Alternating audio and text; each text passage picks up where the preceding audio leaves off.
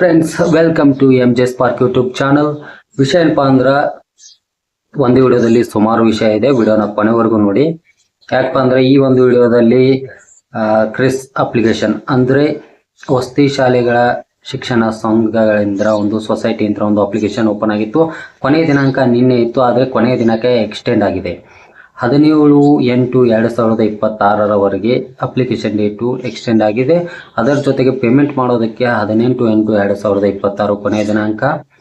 ಹಾಗೆ ನೆಕ್ಸ್ಟ್ ಇದು ಆ ಅಪ್ಲಿಕೇಶನ್ಗೆ ಸಂಬಂಧಪಟ್ಟಿದ್ದಾಯಿತು. ನೆಕ್ಸ್ಟ್ ಏನಪ್ಪಾ ಅಂದ್ರೆ, ಫಾರೆಸ್ಟ್ ವಾಚರ್ ಅರಣ್ಯ ವೀಕ್ಷಕ ಹುದ್ದೆಗೆ ಅಪ್ಲಿಕೇಶನ್ ಹಾಕುವಂಥವರು ತುಂಬ ಸಮಸ್ಯೆಗಳನ್ನ ಎದುರಿಸ್ತಾ ಇದ್ದೀರಾ.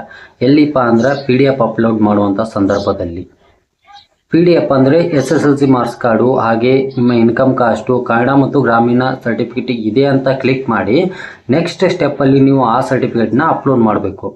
ಅಪ್ಲೋಡ್ ಮಾಡಬೇಕಾದ್ರೆ ಪ್ರೊಸೀಜರ್ ಯಾವುದು ಅಂದರೆ PDF ಅಷ್ಟೇ ಅಪ್ಲೋಡ್ ಆಗುತ್ತೆ. ನೀವು ನಾರ್ಮಲ್ JPG PNG ಅಪ್ಲೋಡ್ ಆಗಲ್ಲ.